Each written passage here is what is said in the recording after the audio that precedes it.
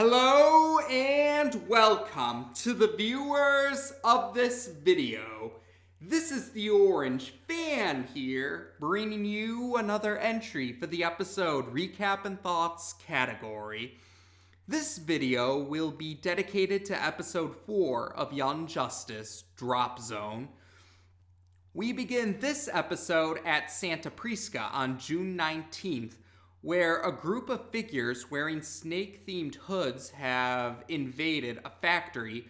One of the factory workers happens to be Bane, voiced by Danny Trejo. One of the hooded figures says that they'll leave the factory if one of the workers can defeat the champion of their master in combat. And naturally, Bane is the one who will challenge the champion. The hooded figures also allow Bane to use his greatest weapon, his Venom device, saying that the champion's victory will mean that much more when he defeats the challenger, when the challenger is at their best. The champion is Mammoth, and his twin sister Shimmer injects something into him, which causes him to undergo a painful transformation. He's become much larger and much more monstrous looking, to say the least. And he also is significantly more powerful, as he's able to defeat Bane despite Bane being able to use his Venom device. We also find out that the hooded figure's master is known as Kobra. We then cut to July 22nd, where we see the Young Justice team are heading to Santa Prisca in Miss Martian's bio ship. And we receive a flashback which shows us that Batman has sent the Young Justice team to Santa Prisca as their first official mission. It turns out that the factory at Santa Prisca happens to be the worldwide producer for Venom, and while the factory still seems to be producing Venom, none of the Venom has been sent out for quite some time now. And besides being a covert mission, this is also meant to be a recon mission where they investigate what's going on and report what they find to the Justice League. The Justice League will determine if they should intervene or not after they've received the report. And in this flashback still, Robin questions who the leader of the Young Justice team will be, and Batman tells them to figure it out amongst each other. Back in the present time, the group reaches the first drop zone where Aqualad will be heading out. He uses the new stealth tech on his costume to change it into a black color. His costume is now the color black, and he enters the water. And once he sneaks onto Santa Prisca, he's able to patch the motion sensors and the heat sensors to allow the rest of the team to progress further on Santa Prisca. They reach the second drop zone where the rest of them will start to investigate. Kid Flash's costume has the stealth tech ability on it as well, and thanks to her clothes being organic, Miss Martian is able to change them into a more stealth-themed style. Her cape also has a hood now, so she can pull it up over her face. Superboy still wears his usual outfit, and Robin also still wears his usual costume. And while the four that are together start to explore, while Aqualad plans to meet up with them, or he's on his way to meet up with them. But soon enough, Robin seems to have vanished, and the other three present don't know where he's gone off to. Using infrared vision, Kid Flash uses his goggles, while Superboy actually has infrared vision. Notice two groups coming to the same area, and they begin to attack one another. It turns out one group is Bane and some of his fellow workers, and the other group are some of Kobra's minions. And they explain this to Aqualad through the radio transmission, and Aqualad says that they should avoid the two groups and keep their distance from them. And Kid Flash agrees to do that, but he wants to try and find Robin too. But while searching for Robin, he accidentally trips, which leads to him being spotted by both the two groups attacking each other. And the rest of the Young Justice team arrive to help Kid Flash out and to fight off both groups. Robin in particular reveals that he was trying to sneak into the jungle and camouflage and is upset that no one followed his lead on that. But Kid Flash in particular points out he had no idea that's what Robin was trying to get them to do. Eventually, they're able to defeat the two groups and they tie him up. They recognize Kobra's minions as well, members of the Cult of Kobra, and realize that because they were fighting against Bane and his fellow workers, they figure that Kobra has hijacked the factory and he's withholding the Venom for some reason, so they have to figure out what it is before they report back to the Justice League. Superboy also overhears Bane talking to one of his co-workers about something, and Bane happens to tell the Young Justice team that he's willing to help them find out more about what's going on in the factory because he can lead them to the factory through a secret entrance. Miss Martian tries to read his mind, confirms that yes, there really is a secret entrance, but she isn't able to figure out what else he's withholding, what information he's hiding, because he's reciting sports scores in his head, and they're in Spanish on top of that. But Bane also mentions he's willing to help them because they're also enemies of the Cult of Kobra. And you know that old saying, the enemy of my enemy is my friend. So they see they have no other choice but to accept Bane's help. And true enough, Bane does lead them through the secret entrance into the factory. And while they're in there, Robin goes off on his own once again, and Kid Flash follows after him. Eventually, they are able to come across one of the computers in the factory. Robin's able to knock out the cult member that was in that room.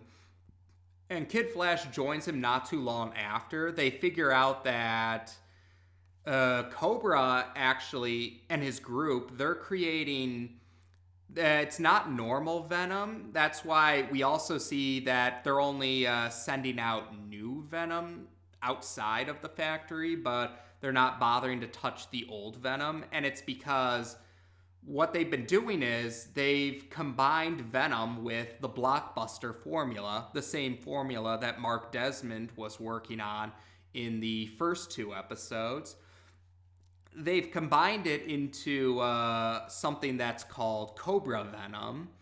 And they realized, though, that being able to combine Venom with blockbuster would take a lot of scientific knowledge or a lot of intellect. And they figure that Kobra must have taken over the factory and made the Cobra Venom for a specific buyer. And this buyer might also have been the supplier to them as well.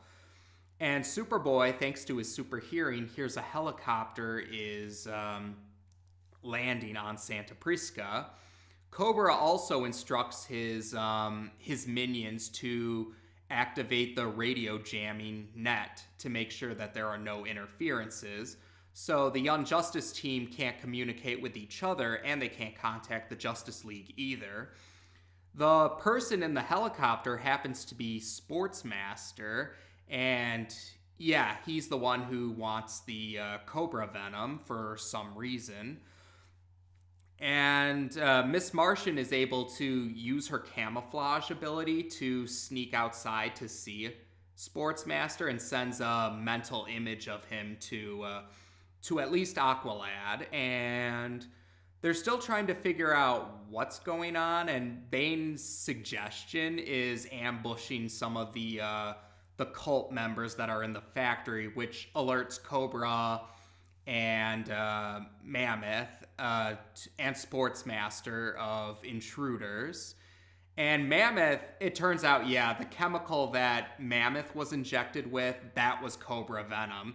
he was used as a demonstration of how successful the Cobra Venom is. So, during the commotion caused from the breakout of the fight, Bane manages to escape somewhere, and Aqualad actually orders Miss Martian to have all the team members telepathically linked together telepathically so they can all talk to each other as a substitute with the radio signals out. Eventually, they're all able to gather together. They go through the secret passage, and they manage to break the support beams to stop Cobra's minions from following them. While they have a moment to gather their breath together, Robin is disappointed that his first go as leader isn't going so well. And while he and Kid Flash do get into an argument over who should be the leader, Superboy and Miss Martian have no interest in being the leader. Eventually, Robin mentions he's the one with the most experience, despite being the youngest member of the team, or biologically the youngest, since chronologically Superboy's the youngest. And Aqualad points out maybe that's why Robin's not ready to lead them, because while Robin has experience with Batman, him and Batman have very defined roles, and they don't really need to communicate with each other. They already are on the same wavelength, so to speak. But the rest of them this is a new team that they formed, and a leader has to be more explicit and clear about what they need to do. And while Robin tries to argue this again, he eventually concedes that Aqualad would be better suited for the role of leader. And Aqualad accepts the position, but he mentions he's willing to let Robin be the leader when Robin is eventually ready. So with that all situated, they plan to try and stop Sportsmaster from leaving with the Cobra Venom supply. Bane, though, tries to stop them. He's planning to bury them within what's left of his secret passage, hoping that the Justice League will be prompted to intervene and to rescue them. And Bane thinks that by having the Justice League deal with Kobra and his cult for him, then he'll be able to reclaim Santa Prisca. But thanks to Aqualad's leadership, they're able to stop Bane before he can set his plan into motion, and they're able to take care of him. They then go on to fight Sportsmaster and Cobra's minions. And while they struggle, Miss Martian is able to plant an explosive in the helicopter, so it destroys the helicopter and the supply of Cobra Venom in the helicopter, although Sportsmaster is able to escape the explosion with a parachute. Cobra is also able to escape into the jungle, so we don't know. Yeah, he manages to escape, and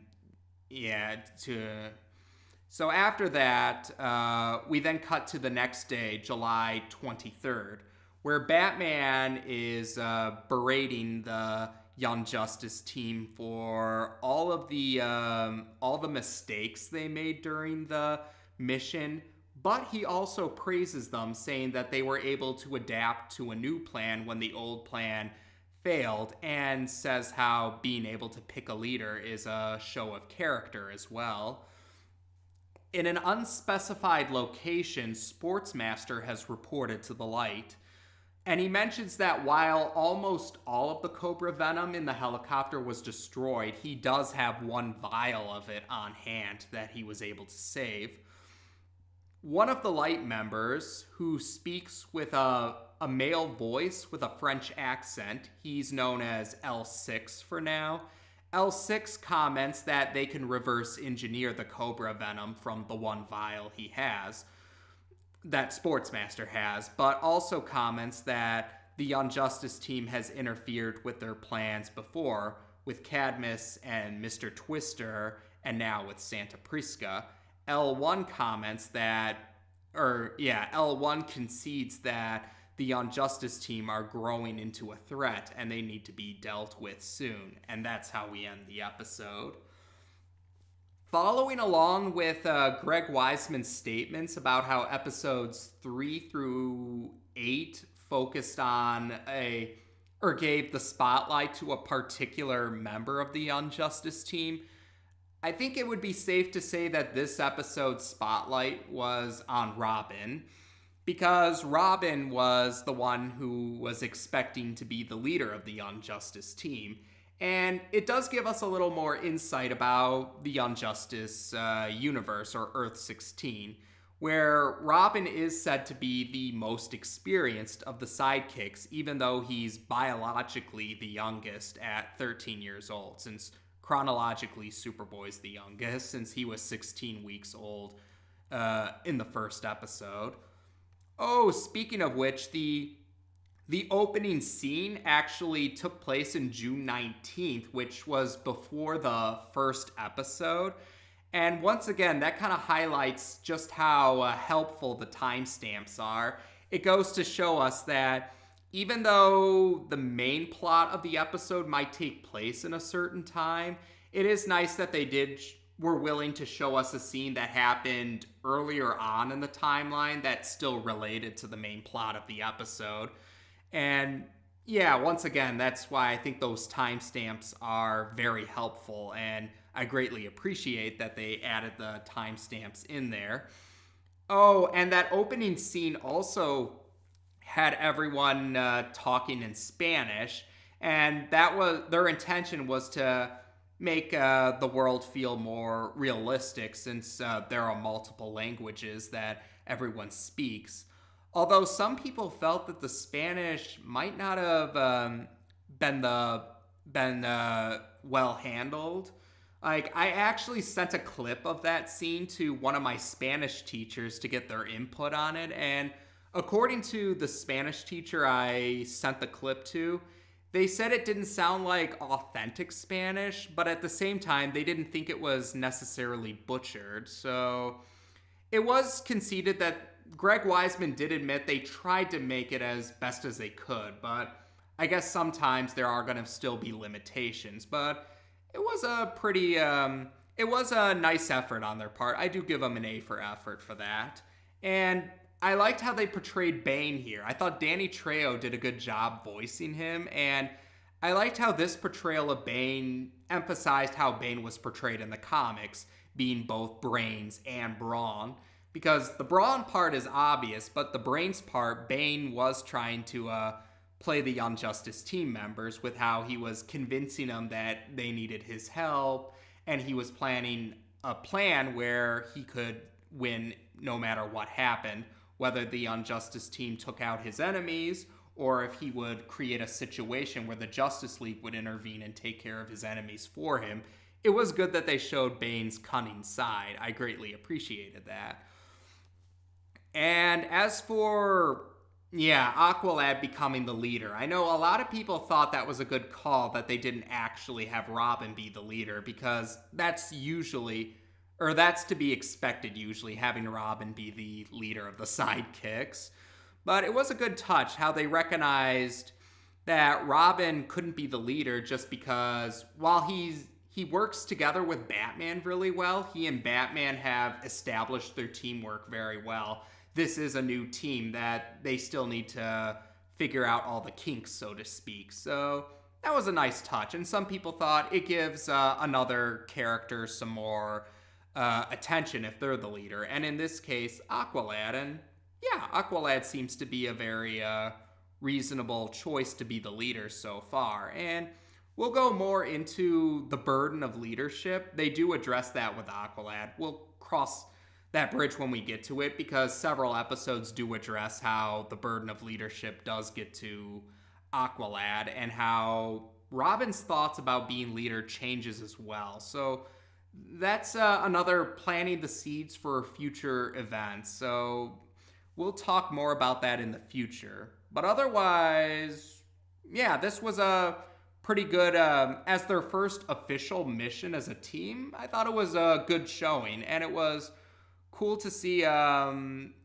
more of how they interact as a team, and compared to when they compared to Welcome to Happy Harbor. And I'm looking forward to what's to come, or discussing the future episodes. Take care, and until next time.